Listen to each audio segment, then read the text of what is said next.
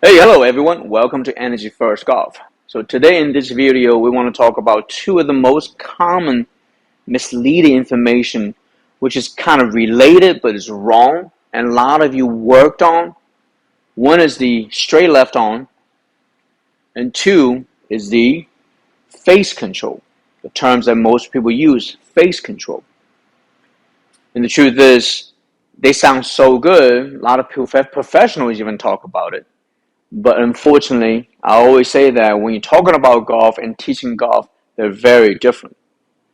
So please check out the next short video. So you guys can see in this video, on the right is the amateur. He's supposed to tell me that he's a single-digit handicapper.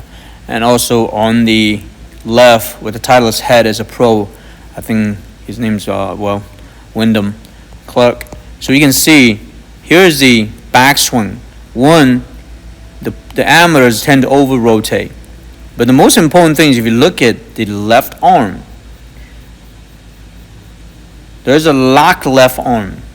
This is one of the biggest things regarding amateurs, that you're never releasing properly. You can see the difference in the arms. And obviously, the amateurs didn't have a lag either. And so, in other words, he's over-swinging and he's got a one-piece downswing. There's no separation of the weight transfer, none of that. So you can see the difference. How the lead arm, which is the reason why the locking elbow, the keeping the left arm straight as possible, is just baloney. Okay, you guys can see it. Okay, that is the difference. One is the biggest difference between an amateur and a pro, from a swing mechanics perspective. All right, so as you can see, the amateurs and the pros are very different. The lock straight on and the relaxed neutral flex left arm lead on, lock straight lead on. You see the difference. Remember, the lock straight on, this movement, it's a lateral movement. And also, this movement, when I keep my left arm neutral, is what allows me to release and rotate my arms, creating all of this good movement. If my left arm is locked and straight, I'm simply not releasing. And this guy, he might be a single-digit handicapper, this amateur, but the unfortunate thing is that he doesn't release the golf club. So in other words, simply put, I don't know how he's going to get any better or how he's releasing the club properly. So also, now remember, the face control idea is that the face control, it sounds really good. But remember, in a rotational world, you're either rotating or not rotating. So let me give you an example, right? So as you can see right now, I'm going to rotate my body. As I'm rotating my body, and the club's not rotating, but I'm still not controlling the face. I'm simply just have a connection. Or I can turn my body and rotate my arms. I'm still not controlling the face angle. I'm just rotating. Now, obviously, I can have a different speed of rotation, but I'm not controlling the face angle because you really don't have time to control the face angle or face control.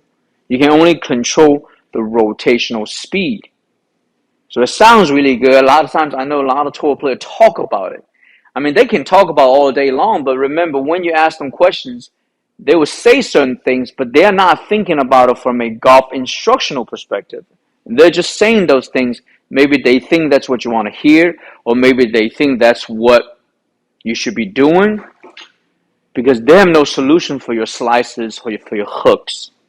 All right, so let me show you one very interesting fact. Remember, if my arms are moving this way, this is a lateral movement. You can do it like this, right? But if right now my body's rotating, as I'm rotating my body, I actually cannot do lateral movement like this. If I do the lateral movement, my body rotation has to stop actually. I mean, you guys can try it at home. You know, if you can tell me that you can do the rotation and lateral movement at the same time, you let me know. It's literally impossible, which is crazy about golf swing, because you simply are just rotating, and then you can either rotate the arms or not rotate the arms. So you can see right now I can actually rotate my body and rotate my arms, but I cannot do lateral movement. So that's the most fascinating thing. So in other words, you might think you're rotating, but you're not. If you're hitting the ball, this is all just lateral. This is all just lateral. This is not rotational. If you're rotating your body, your arms can't do lateral. You have to rotate or not rotate. So where does the term face control comes from? So in other words, you can rotate slower or rotate faster, but there's no such thing as a face control. You guys can try this at home. Lateral, rotate, lateral, and the rotate has to stop. So that's another reason why a lot of you don't swing, but you hit the ball. You can still move your arms. It's just purely lateral movement, but not a rotational movement. Now I can still rotate my arms. You can see that. So if I rotate my body, I can rotate my arms. But I cannot do lateral movement and rotate my body at the same time. It's very difficult. Again, don't take my word for it. Try it at home. Okay? To me, the golf swing is not as complicated as it sounds. If you guys try this at home, you'll know exactly what we're talking about. That's another reason why we don't talk about impact. We don't talk about sweet spot. We don't talk about contact. We don't talk about face control, because there's no such thing. You can only control your body rotational speed or not rotate. That's all. And the better player you are, you can control body rotational speed by controlling muscular pressure. Right?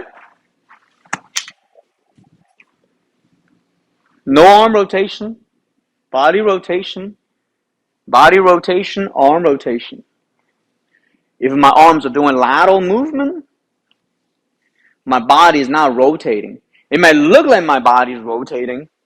It's because the rotational movement is passive. It's not a dominant movement. So in other words, you're not creating a dominant rotational energy or power.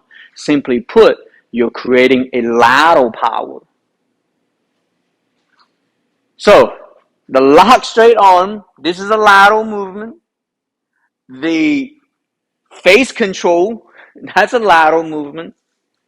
So there you go. A lot of you are working on those things. Simply put, then you're really not learning how to swing the golf club. Sure, you can still maybe play in the 70s with a hitting motion, but your thing is always going to go, how can I'm ever consistent?